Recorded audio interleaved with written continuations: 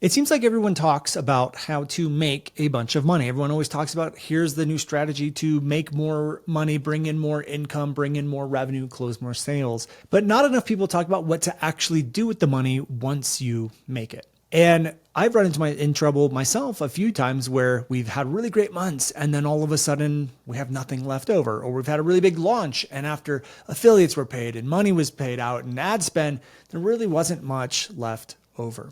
I've also had $500,000 a year and $40,000 in debt. I've had to learn a lot about how to keep the money, what to do with the money, and how to turn it into actual wealth. It's been a 10-year-long journey for me, and there's been one person who's been able to help me navigate this flawlessly. We brought that person on today, and I'm super excited for this interview.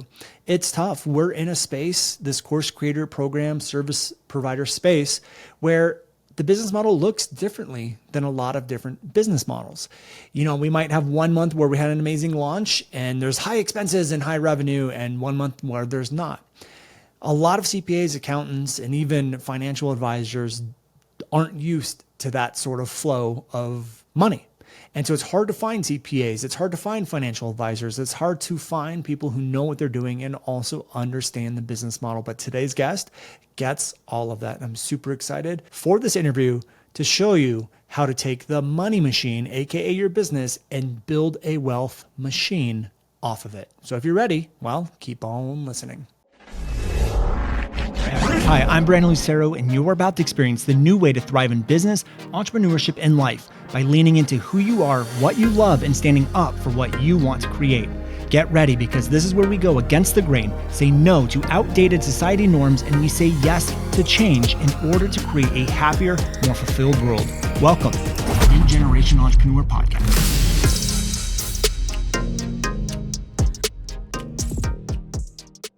Hello, everyone, and welcome back to another episode of the New Generation Entrepreneur Podcast. Today, we have a returning guest. I'm so excited for this conversation because it's one of my favorite topics to talk about, which is money and wealth and all of that fun stuff. And so today's guest is Mr. Mel Abraham. Mel, welcome back to the podcast. Excited to have you here. Oh my God, Brandon, so good to be back and have a chance to chat with you. Anytime I get a chance to chat with you, it's always good, man. Always fun. So Mel, like for those of people that are listeners that don't know much about you or what you do, which I'd imagine most of them probably do, but for the ones that don't, can you just give us like a quick little overview of who you are and what you do?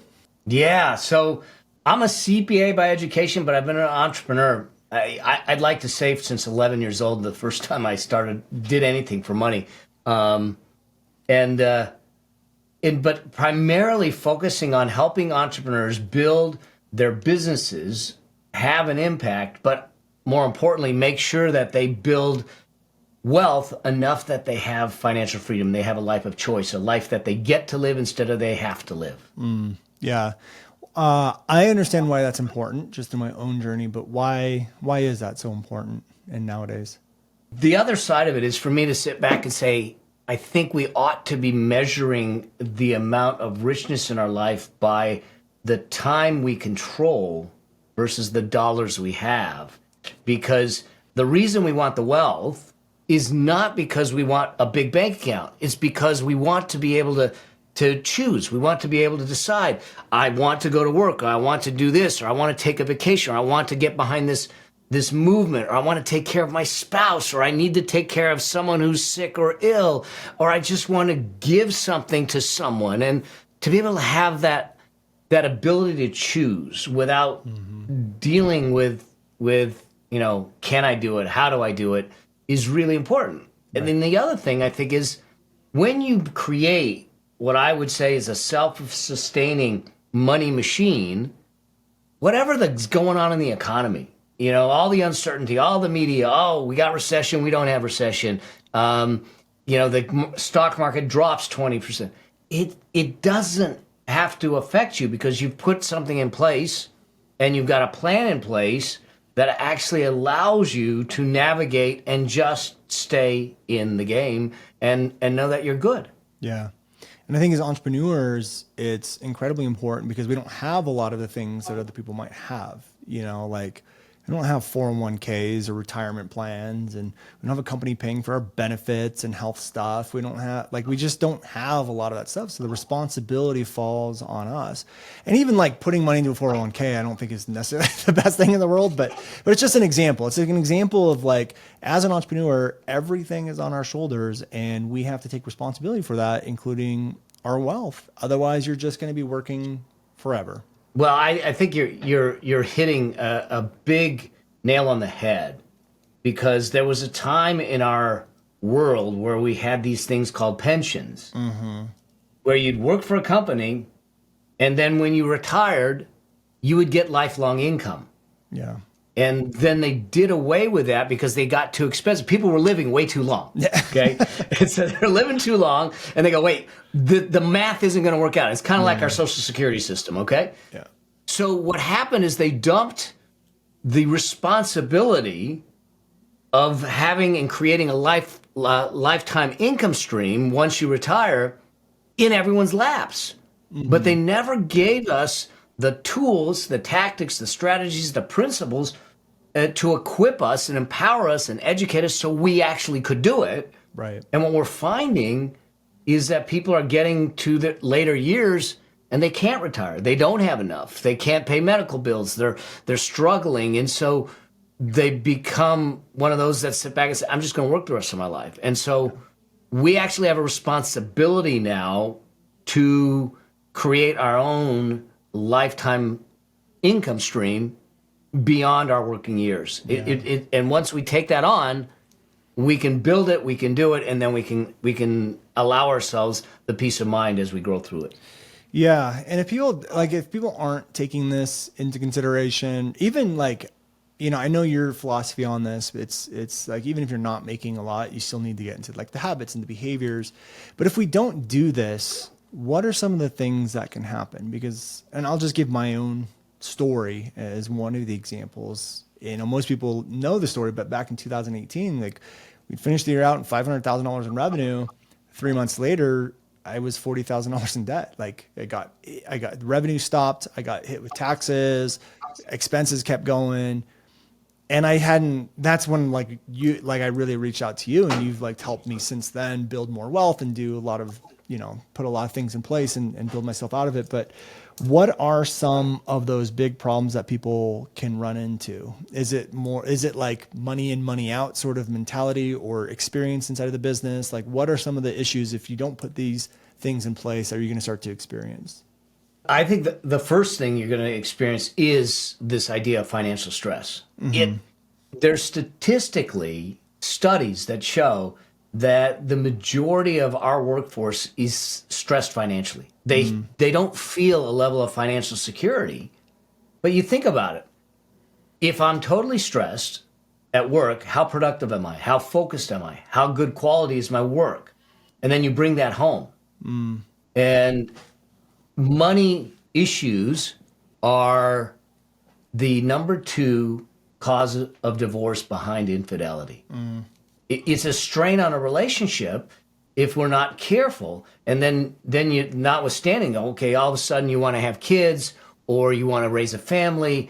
How does that come into play? And the challenge is, if we're not thinking about it, if we're not planning for it, not that we'll have all the plans, right, but at least we're actually not relinquish it to either chance or hope, because they're bad strategies.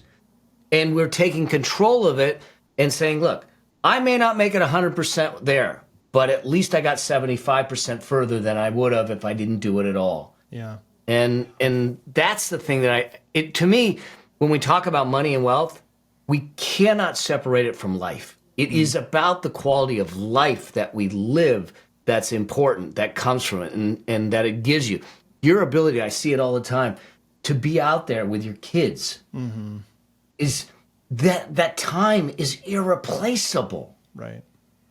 And as much as they may not appreciate it today, when they're older, like my son is, they'll look back and go, you know what? Those were some of the best times of our life, and thanks for spending the time with it. And as a parent, I think there's no greater gift than to have your kid come back to you and say, man, you did good with me. Yeah. I appreciate it. Yeah. And I think that's when we really cut it. We can talk about, we can't pay our bills, we can't deal with medical, we can't do this. When it comes down to it, it can impact the quality of our relationships and the quality of our life. And I think that's the bigger thing we need to understand. Yeah. Yeah, I think so too. And, one of those things too, it's different when we run a business. And I think what happens with a lot of new entrepreneurs, and maybe not even such new entrepreneurs, is they mix up like income versus wealth. And I know you talk about that, like earnings versus wealth. And I know I ran into that mistake a while. It was like, okay, cool. The business is going to make me X. And you just get so focused on, I want to hit $1 million a year. I want to hit $1 million a year.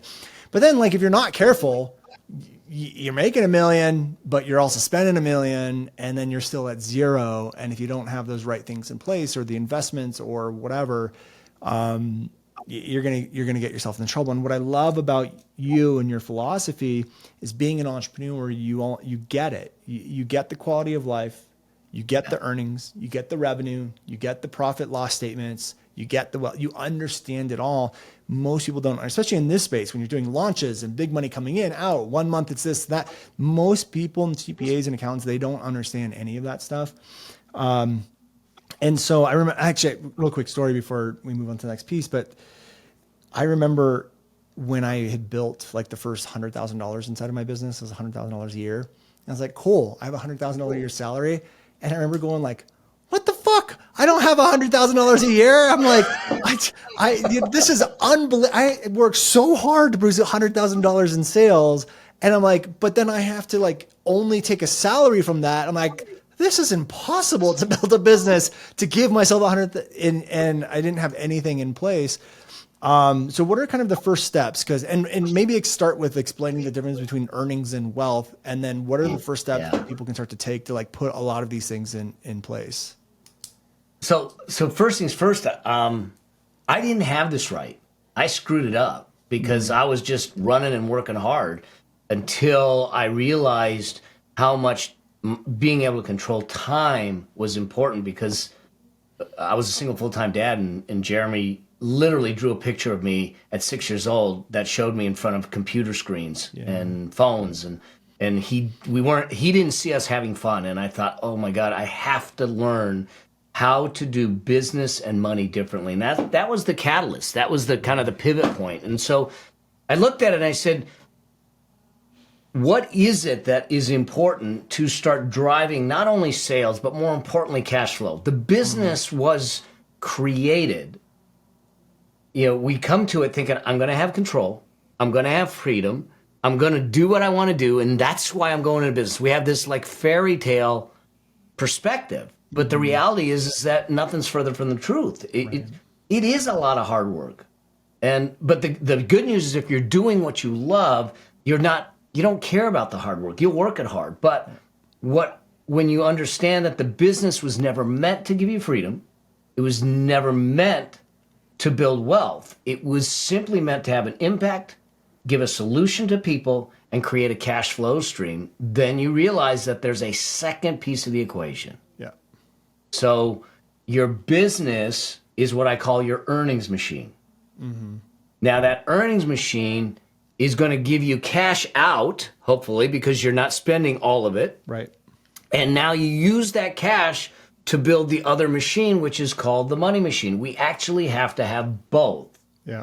In the money machine, when we build a group of assets, a portfolio, whether it's rental properties, whether it's investments, ETFs, index funds, whatever it is, we're building a financial machine that is where we will actually find our freedom and our legacy and our wealth. Yeah. And when we do both at the same time, that's what gets us there. So as much as an entrepreneur has an eye towards, I got to make sales and have profit, we need to have the other eye on, I need to use the profit to create wealth to give me the freedom.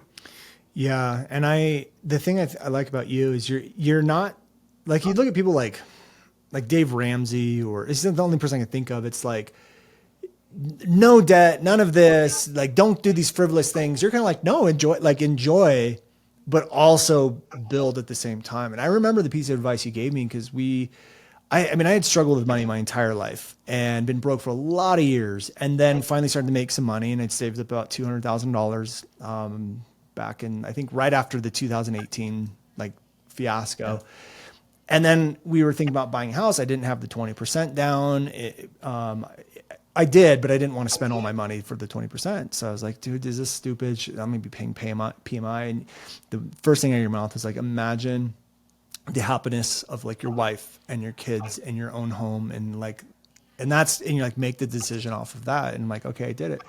And it was like, from a happiness perspective, it was like the most amazing thing. And then also from a financial standpoint, it was actually one of the best investments that I ever made, because little did I know COVID is right on the corner and home prices were about to skyrocket. And we bought the house for 770 and sold it for like 1.2, like in 2 years. And I was just like, oh my God, I just can't, like, I remember telling my wife, I'm like, the amount of money that we made in 2 years from when I started the business to having that in savings, it was like an 8-year journey that we would have to go on. And we did it in 2 years without working an ounce. We did absolutely nothing. And we got to be happy at the same time. And then that for me was like, this is exactly what Mel is talking about. It's putting the money out there so it's working for you. It's making more things. It's like one of the sharks, I forgot, Mr. Wonderful, he says like, my little soldiers, he puts his soldiers out there and you better come back with more soldiers. And that's what you're talking about. Because there's also times I love what I do, but I'm like sitting going like, I don't want to work. Like, I don't work hard. I mean, I do work hard, but I'm not grinding every single day, and I have a great life. Yep. But I'm like, I still don't want to do that for the rest of my life. And that's what you're talking about. But so many entrepreneurs look at it from a one-dimensional of, here's the business, here's my income. They're looking at, correct me if I'm wrong, but it's kind of like an employee mindset. It's kind of like, I have my paycheck and then they're like, that's it. And that they're almost looking at their business as a paycheck, and their whole livelihood is wrapped on that paycheck, and they never look beyond that. Am I understanding that correctly? I agree. I think a lot of them are they're either looking at it as a paycheck, or they're thinking that there's going to be windfall because they might be able to sell it down the road. But the majority of businesses are not sellable. Yeah. Yeah. That is especially true. In our space. Well, yes. Yeah. Like a personal brand. There's no, like, how do you sell a personal brand? You know, it's possible, but it's extremely hard and difficult. So yeah, I don't think a lot of people are looking at it through that lens. So like, even when you're just starting out, I know you talk about this, is like, start that process of getting going. So what does that process sort of look like? How do we start to build this wealth machine, have like the wealth machine working while the business is working at the same time? Where do people start? The first thing's this, and I think that especially given what's going on in our world, in our society, in the economy and all that stuff, the uncertainty that might exist, first things first, I don't think the media's got it right. They're there just stirring up crap and stirring up the fear because it gets ratings, it gets viewers, and gets advertisers. So let's call a spade a spade. Look, whether we're going to have a recession next year, in 2 years, 5 years, I can tell you 100% there is going to be a recession, because that's just the natural cycle of things. Are we in one? Are we in one right now? You don't think so? Okay. No, we're not. We were in one the first 2 quarters of 2020. 2022, but we dropped 22% in 2022. We're up, depending on which metric you look at, 13 to 17% this year. Okay, got it. So we're not in one.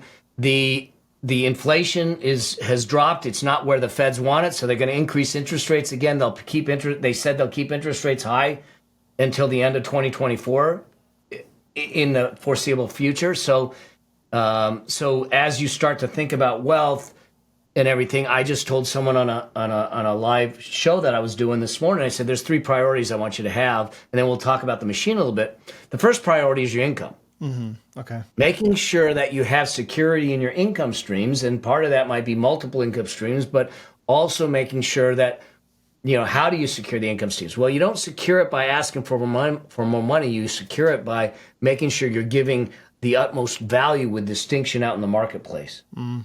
Okay. Yep. Okay. The second priority is liquidity. Okay. That's getting cash. That's making sure that you have cash available to you should there be an issue, a downturn, pause, who knows? Right. Or you just decide to pivot. You need the cash to give you the peace of mind to move that. People will call it an emergency fund. I call it a peace of mind fund. Right. Okay. Because I want you to have peace of mind. But that cash is also available to you for another purpose when you accumulate it right. Yeah. It's an opportunity fund. Well, it's also important too because business could take a downturn. You know, like Exactly. last September we had a launch, didn't perform as well as we wanted, didn't have enough money to carry us until the next one, and so we just started putting together new things. Like, let's try this funnel, let's try this promotion, let's try this, and we were making money. And it was like obviously a little stressful for me, but I also had like $350,000 in the business account just sitting there, liquid. Like, okay, if something is to go awry or like this promotion doesn't, that can carry me to the next launch more than enough. And so you have that peace of mind of the liquid that you're talking about, which is awesome. That And that's the exact reason you have it in place. Yep. Okay. And I intentionally do it. I third intentionally keep it there liquid because I'm like, I don't like, could I take it and go buy an investment property or something? Like, yeah, great. But if I need the money, then I got to sell the investment property. It's got to be a 30-day escrow. Like, it's going to take forever to go do that. And I don't want to do that. This money should be sitting. I have a fair amount in cash right now. Yeah. Okay. Because one, I know that there's opportunities coming, but two, I want to make sure I have liquidity. Right. And it's sitting in a high yield cash account. That cash should be in a high yield cash account. Mm-hmm. It's fully liquid. I can get to it, call it 48 hours because it's an online Right. high yield cash account. So I can have the cash in 48 hours and do whatever I need with it. Right. Two, there are no fees. So they're not charging me to have my money. Yep. Three, I'm getting around 5%. So it's decent. Okay. Yep. And four, it's fully insured. So it's safe, it's liquid, no expenses. Fully insured even beyond the 250,000? Yeah. So the way I do it is now I'm not recommending it. It's not a recommendation, but I'll be upfront. Most of my liquid cash is in a high yield cash account at Wealthfront. Okay. And Wealthfront is a network of banks, and because it's a network of banks, I have insurance up to $5 million. Oh, awesome. And so I do something that I know this wasn't what we're going to talk about, but I do something like what big companies do, where I look at things and I say, big companies will basically operate with a zero balance checking account. So they sweep all their money out of their checking account to a interest-bearing account to earn interest. And then when the checks come in for the bills they write and they see $20,000 in checks come in, the bank automatically sweeps it back out, pays the bills, keeps the checking account at zero, and then and the rest. So you're maximizing your interest earned. I see. Now, I don't do that because it's a little harder to do that the way I do it, Right? Because it's not automatic. So I keep a minimal balance in my operating accounts. Yep. I sweep everything out to the high yield cash account to make sure that I'm maximizing the interest. And I will look at things 30 days out and say, I need this amount of cash. I'll sweep it back in. It's there. Pay the bills. Keep going. But I'm maximizing. I mean, I'm earning well over six figures just in interest earnings. Wow, that's awesome. What kind of percentage, like, should people be looking About at? 5%. 5%? Wow, Yep. That's awesome. Okay. It just went up to about 4.8. Here's the beautiful thing. Every time the Fed raises interest rates, the high yield cash account interest rates go up. Oh. So you can get close to 5%. Okay. Now, at some point when they start to decrease interest rates, you won't get that. They'll start decreasing it. But the Fed's made the comment that they intend to keep rates high until the end of 2024 at least. So here's where we're at. Okay. And if I can get 5%, with no risk in a liquid fund, that's where I'm parking it versus putting it at risk. And then I'll make my other investments from there. Yeah, I love that. Okay.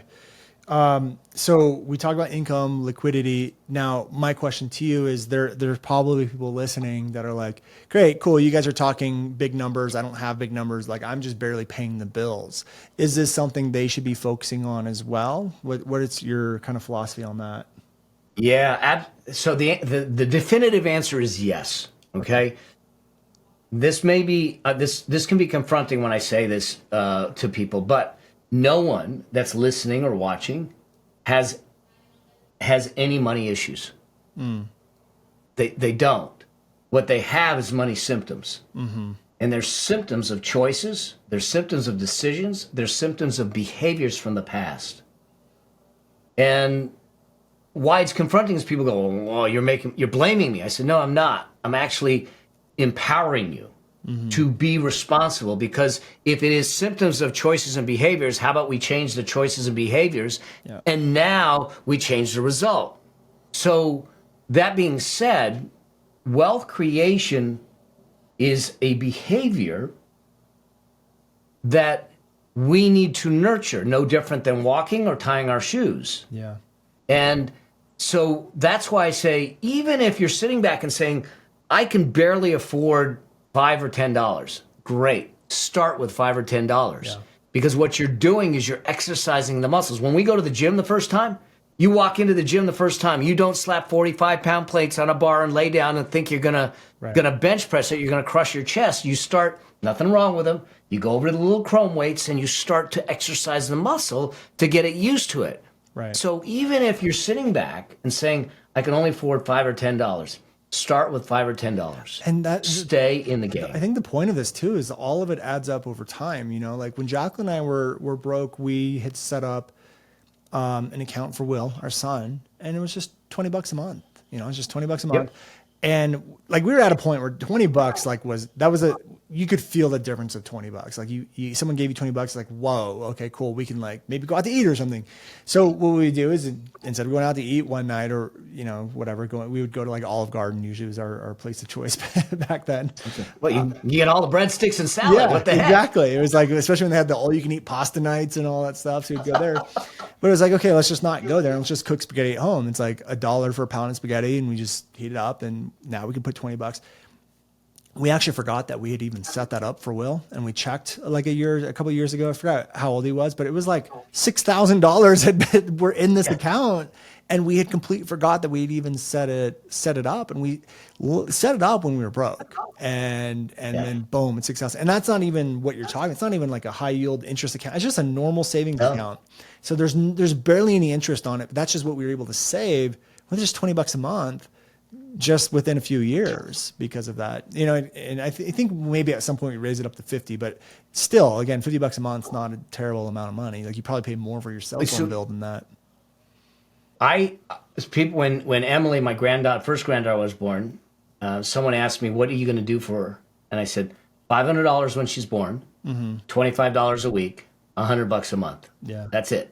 I'm going to do it for 20 years, and so she's going to get $20,400 from her granddad. And like the person looks at me and says, "You're so freaking cheap. You can afford so much more than that." Yeah. I said, "But you don't transfer assets without transferring skill sets. So around 10, we'll start teaching her about money like I did with Jeremy." Right. And she starts to understand that $20,000 that I put away for her, the cost of a coffee a day, will turn into $1.5 million by the time she's 60. Man, that's awesome. And so that's why it's important. Those of you that are sitting back saying, I can't do this. Well, $50 a week, $200 a month over 30 years will be $300,000 if you do it right. So here's what I would suggest. Take the first sale of every month and put it away. You've taken care of your investing. If you sell a product or a program for $197, that goes right into the account. The rest is yours to do what you're going to do with. Yeah. Love that. Yeah. I mean, especially with us, because as entrepreneurs, like I don't know if this is a good or bad thing, but James and I do this a lot. We will, reason purchases based off its sales. Like, it's just one sale, go ahead and buy it. It's just two sales, go ahead and buy it. We can make up two exchange rate. We do the exchange rate too. You know, it's like I'll look at Stephanie and I go, "That's 3 Jimmy Choo shoes." Jimmy Choo shoes. I love it.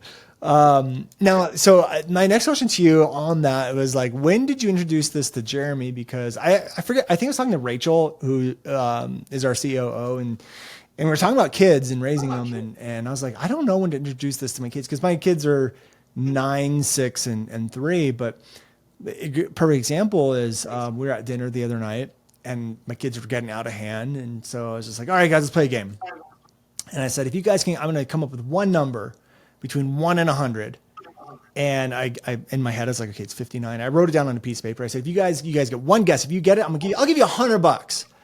And then Will goes, 59. I was like, are you kidding me? He won the $100. And then the next day, Jacqueline's like, he spent 75 of it on Nerf guns today at Target. And I was like, wait, what? And I was like trying to talk to him about savings and all the stuff that you're talking about. So when did you introduce these behaviors to Jeremy? Like when, is there an age that you have found where kids kind of grasp the concept of what we're talking about? Yeah, so it is right about his age right now. Okay. So I introduced him right around 10 years old, around 10 years old. And here's what I did. I put him on what I called a commission. Okay. There was no such thing as allowance. Okay. You're part of family. You have certain requirements, but I put him on a commission. Now, you have the opportunity to have him do some work with the company and pay him directly out. Right. Okay. Okay. Yep. Take a deduction for it. Yep. And it's tax free, right? He won't pay tax on it, huh? That's what I was going to say. It's tax free, right? It is tax free up to a point because he gets a standard deduction. So it'll be tax free. But here's what I did with Jeremy. I said, for everything you get, you're going to just break it down in percentages. So there's going to be a percent that you're going to use to pay for expenses. And so I made him pay for his school lunches. Okay. Some of the games he did. Okay. But I also had him allocate a percentage to charity and a percentage to investing. And so, and what you can do, especially with earned income, is you could literally set up a custodial Roth IRA for the kids. Okay. Which they can't get at the money until they're, 60 years old, basically. Okay. So it's locked up. I mean, they can, but the reality is you don't want them to, because remember that equation that I just did with Emily of $1.5 million. If that goes, once she starts earning income and it goes into a Roth IRA, that $1.5 million can come out completely tax-free, never pay tax on it again. Yeah. So that's what I would do. You start teaching them. They learn how to balance their bank account. They start to understand what it's like to spend money and not have the money if they want to buy something. They go, oh, you got to wait till the next check. Right. And they learn responsibility.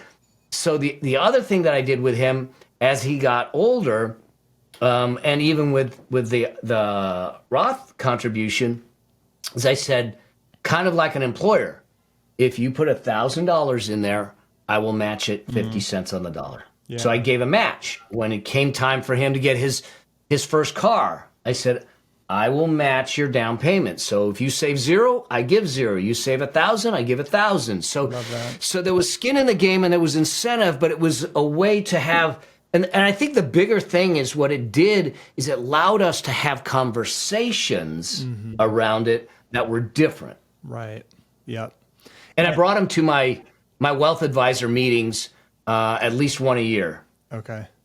Gotcha. I didn't hide it from him. I just brought him in, and he may not have understood things, but I wanted him to understand some of the thinking behind it. Yeah. And this is like stuff, even if you're, again, like you're just starting out and you're kind of, you're at the position, I can only do $5 or $10 a month. Why not bring your kids into those conversations and like, look, here's what I'm doing, and you guys can start doing the same thing, or whatever it may be, even if they're doing $5, $10 a month as well. Cause that's been one of my thoughts a lot lately, which is, you also introduced me to the concept. I think someone wrote a book on it, but it's like, don't wait to give the inheritance to the kids when you die. Like, cause then you don't get to enjoy it. It's like, let them have it while you're still alive and you get to enjoy your wealth and stuff together. But then there's a part of me, it's like, I want to see them do that, but I also want to see them build up the behaviors and to go after what they want and not to be spoiled and just think it's gonna be handed down. Like, even like my daughter, Lily, I was like, what do you want to do? She's like, I'll just wait for you guys to die and I'll get your money. And I'm like, no, it doesn't. Sorry, it doesn't work. Like, if it goes according to the fact that she's thinking that already. Yeah, I know. Sleep with one eye open. I know. I told her, I'm like, well, if the plan goes accordingly, your mom and I won't die till we're 80, which means you're going to be like, or 90, and you'll be 70. So what are you going to do between the age of 20 to for those 50 years while we're still alive? What are you going to do? And she's like, you can tell she didn't even think of that. She's like, well, I don't know. So part of me is like, I don't want to give it to them, but I love that philosophy of at these vital points in your life, like when you get married, when you buy your house, your first car, I will match whatever it is you do. Still gives them that incentive to build those behaviors, but then they also get to experience the hard work that you've done. I love that. They have to show the skill sets before they get the assets. So they have to show responsibility. I remember Allison J. Prince, her kids came to her. They do real well, this and that. And her kids came to her one day and said, "So, Mom, we're rich, huh?" Yeah. And she looks at me, she goes, "No, your dad and I are rich. Yeah. You're going to have to earn it on your own." I love that. My kids are starting to put things together. They're like, they keep asking, "Are we rich?" I'm like, nope. Do you see me living in a 20,000 square foot house? No, we're not rich. No. So I'm just trying to, figure out how to navigate that with the kids. But I love what you're talking about. So to build that wealth, sorry, go ahead. Go ahead. Well, I just think open conversations, bottom line, is we make it a taboo thing. I think that you make it an open thing and you have conversations around it. 100%. You talk about interpretation and meaning around it. And you bring it back to living a good life, being a good person, and giving back. Yeah. And I think that over time, it's really gels. Yeah. I mean, the way that you set up with Jeremy is you really set it up to look at it as money as a tool. Money is a tool for that freedom that you talked about. It's a freedom to help people, which is how you introduce the charity. And then the investing is like, okay, this is how we start to set up that machine. And then you even had him pay for his own stuff. So you teach him how money works in the real world. Yeah. Like things cost money and stuff. And I agree, like it cannot be a taboo conversation. That just leads to problems down the road and money issues and things like that. So we talked income, liquidity, to build the wealth machine. Are there more steps and phases to go through? Yeah, there are more steps, obviously then we got to invest. But first things first, we got to get the money going into a savings where we can use it for investing. Okay. Now it's a matter of sitting back and saying, all right, how do I take that money and now get it to work harder for me than I ever did for it? Yeah. And the way you do it is you put it to work. You're going to invest in index funds, ETFs, things like that. At the beginning, you want to be, because you're still vulnerable at the beginning to loss at a higher level. So I don't recommend you're not going to put it all into crypto. You're not going to put it in a single stock because if you put it in one asset and it goes against you, everything's gone. Yeah. So that's why I say that the easiest place, the lowest cost place, the lowest friction place is index funds and ETFs to start. And when you're historically have all just gone up. Like over time, the market goes up 8 out of 10 years. The historical S&P 500 averages about long term about between 8 and 11%. Yeah. Okay. Here's the other thing to realize: investing's never supposed to be an adrenaline rush. It's going to be boring. It's going to be long term boring. But what's going to happen is your money's going to get momentum and it's going to just grow like crazy. Because if I got 10% a year, that number will double every 7 years. That means 7 years ago, 1,000 goes to 2,000. Another 7 years, it goes to 4. So all of a sudden, exponentially, there's a snowball effect of growth. Right. And that's what they call the compound effect. Yep.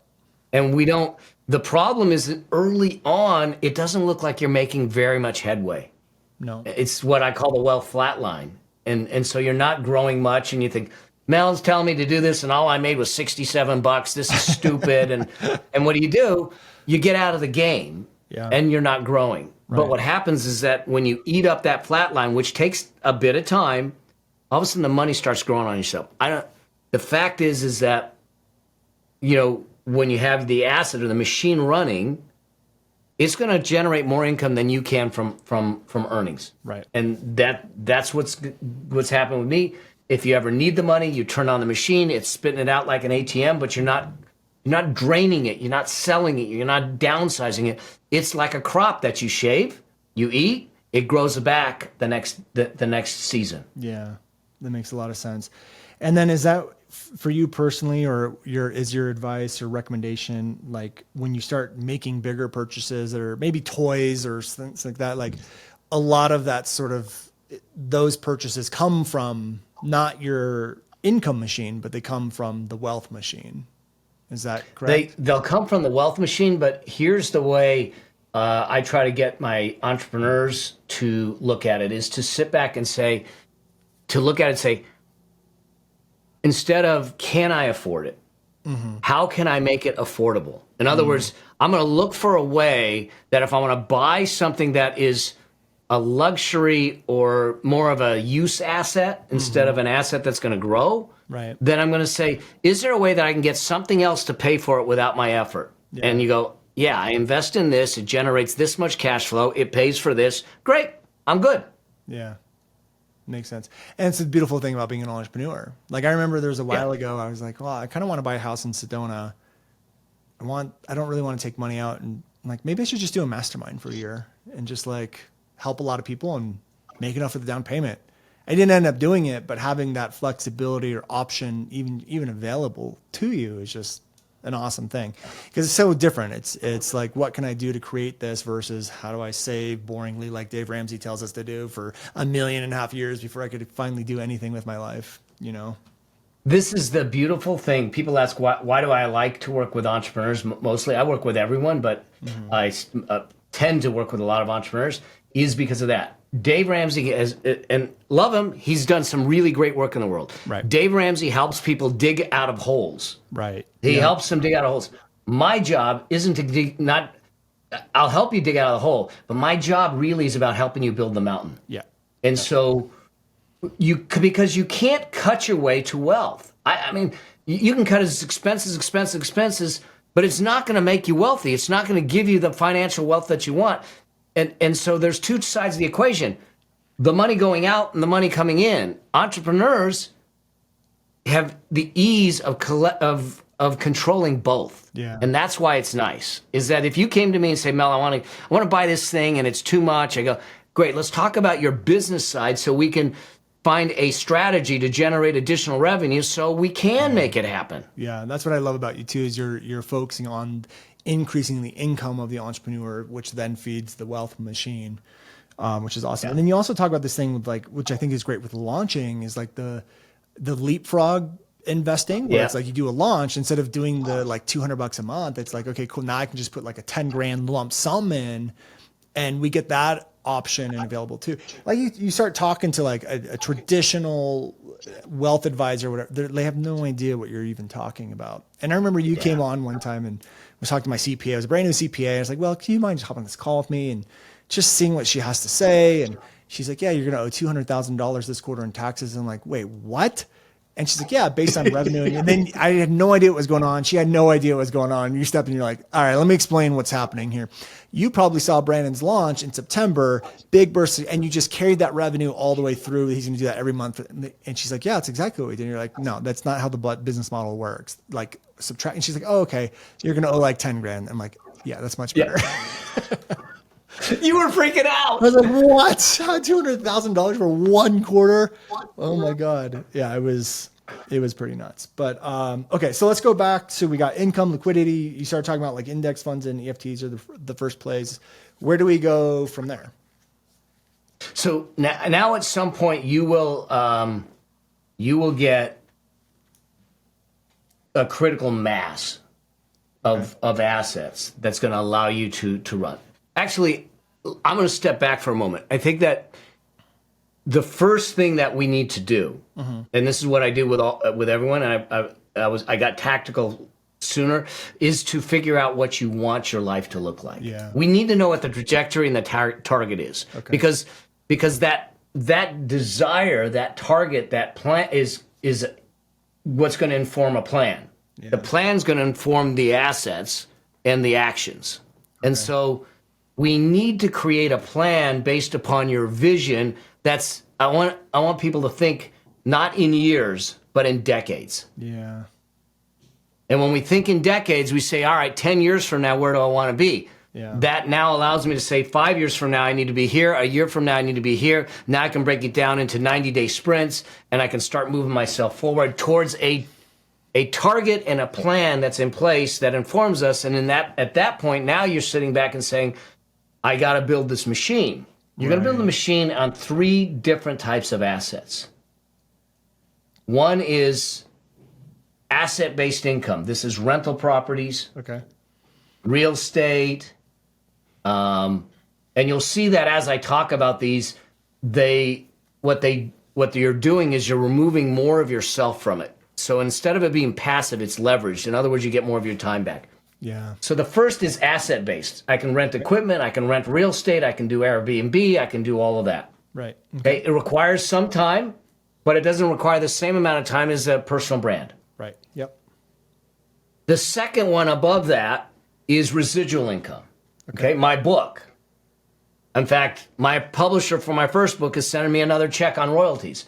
Create it once and collect regularly. So it could be a downline in a network marketing. It could be some sort of intellectual property that you're getting residuals on a regular basis. Yep. Okay.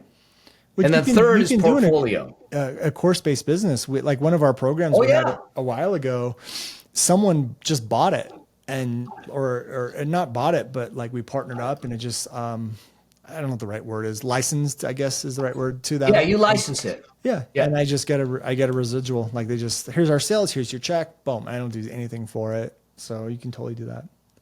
Yeah. So residual income. Yep. Because what we're trying to do is get you your time back. So we're saying, where can I generate income without putting a one-on-one relationship between effort and income? Right.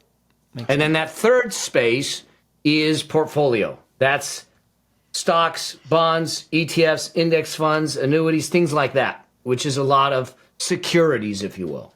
Okay. That's the most leveraged. Now, people will, and what I want is the ultimate goal is that between those 3 income streams, I want your whole lifestyle, the vision for your life, I want at least 80% paid from that. Oh, okay. Yeah. Because now that gives me flexibility. Now I'll give you a real life example. Okay. I have a machine that we built. You know what happened 2019, they diagnosed me with cancer. Okay. I shut everything down, stopped basically income, stopped the business, stopped everything so I could fight and heal. I had to do that for a number of years. But we have the machine. So I called my wealth team up and I said, I need you to flip the switch on the machine. The cash flow that the machine was generating was then coming to Stephanie and I to pay our bills without my effort of having to work, and I could focus on healing. But I wasn't draining the machine. It was spitting out enough cash that it still stayed, it actually continued to grow during that time. But I didn't shrink our lifestyle. I didn't sell things. I didn't, we weren't worried about it and everything. And so we had this machine that was generating the income that allowed us to continue our lifestyle even without me not working. And then as I came out of the cancer, I tell them, I'm getting back in business. Shut the machine off, let it grow at a faster rate, and back in the game. So that's the beauty of building a money machine. It takes a while to do it, but when you do it right, you don't have, like, I didn't have to worry that I'm taken care of. I can choose the doctors I want. My family's taken care of. But look, it didn't happen overnight. Don't tell anyone, but in 4 weeks, I'm going to be Social Security age. Well, you don't look it. You don't look at it. I know, and I don't act it according to my wife. Yeah. I mean, yeah. So I did it over time, but I was in a place where I was in a good shape years ago. Right. But it was a little at a time. Yeah. And it's one of those things too where you don't have to wait to already be successful. Like this is, I wish I had been doing this prior, to doing $1 million a year. I wish this is something that I had been doing when I had made my first 100,000 living with my in-laws still.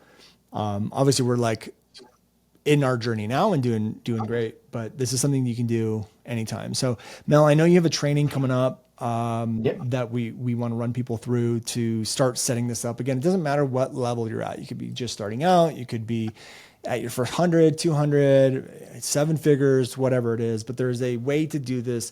And not only just a way to do it, but a way to do it if you're an entrepreneur in this space, because this is a completely different space than anything out there. And a lot of financial advisors don't understand this industry. They don't understand launching. They don't understand any of that stuff, but Mel does. And so we're incredibly lucky to have someone like Mel. So Mel, if you guys want this, you can go to brandonlucero.com/Mel, just MEL, brandonlucero.com/Mel. But what are they going to learn on this training? What are you going to run them through? So it's a 3-part live training with me called the Affluent Entrepreneur Experience. I'm literally going to break down first the key myths about wealth, financial freedom, the elements around it. The training, I focus on priorities, processes, and principles that work. Okay. This isn't about me saying, okay, let's get you invested in crypto or Amazon stock. Right. It's really to try and equip you and empower you so you can make the decisions. You can take control of the captain, the wheel, and now navigate from then forward. So I walk you through that. I give you 5 specific principles and worksheets. It comes with an action guide where we're building the frameworks out of what to look for, how to evaluate, how to look at things. And then in the training 3, I'll walk through the 9 things, like a checklist, the 9 accelerators that you need to have in place to make sure that you have created and are on the road to creating a money machine that gives you the financial freedom you deserve. The whole objective is this. I see an affluent entrepreneur has 3 critical outcomes. 1, they live a richer lifestyle. And when I say richer lifestyle, I'm not talking about money in the bank. I'm talking about how they experience life, the feelings, the experiences they create, and the richness in which they feel it. Okay, things like you riding in the mountains. That's richness because it's bringing you joy. Right. Okay. The second is that it's a deeper impact. Yeah. So they're having a deeper impact, yes, with the people we serve. But more importantly, we don't think about 2 other impacts: the people on the right and left, the people that we love, the people that are sharing life with us. And then the third impact is the one in the mirror. Who are you becoming in this journey to financial freedom as an entrepreneur? And so we map this out via money, and then we talk about freedom. I want people to have complete freedom, and financial freedom, as much as that's what I talk about, is the most rudimentary freedom that we could ask for, okay? But the reason is that we don't really want financial freedom. We want what it gives us, and what it gives us is 2 other freedoms. Time freedom, the ability to decide what you want to do, when you want to do it, and how you want to do it, and who you want to do it with, okay? Love that. And then mind freedom, the freedom to have peace of mind, to know that you lived congruently with your values, that you've taken care of the people you love, that you're behind the causes and the missions that matter, and that you can lay your head on the pillow at peace each night, knowing that all of that is taken care of. And that's the whole genesis of the framework, the processes, and the 3 trainings. I love it. So guys, go to brandonlucero.com/Mel. I'd say Mel has been my number 1 mentor. And he's been a mentor in a lot of different ways, but number 1 in the money realm. And I can say that we have the amount of money I made from the business, I have nearly doubled because of the advice that Mel has given me without having to work extra hours to double it. And so it's just from investments. So go over there, brandonlucero.com. Hopefully you guys can get there pretty easily. Go register, make sure you show up for those live days, and I will see you guys there. Mel, thank you so much for coming on again and sharing your wisdom with our audience. I appreciate it, and I appreciate you. Man, thanks for having me, man. It's always a pleasure and always a gift to be able to serve your peeps and you. Awesome. I love it. All right, guys, head over there. And if you haven't left us a review on iTunes, go ahead and do that as well. Always love reading those reviews, and I'll see you all on another episode next week. Take care. Hey guys, thank you so much for checking out another episode of the New Generation Entrepreneur Podcast. If you enjoyed this episode, go below, hit the subscribe button, and make sure you click on that bell icon and get notified every time we drop a new episode. Now, if you're looking for the show notes, we have them linked underneath this video, as well as our social media handles and some links to free training and offers that we drop from time to time to help you guys even further. So go check those out if you're interested, and thank you so much for tuning in to the New Generation Entrepreneur Podcast.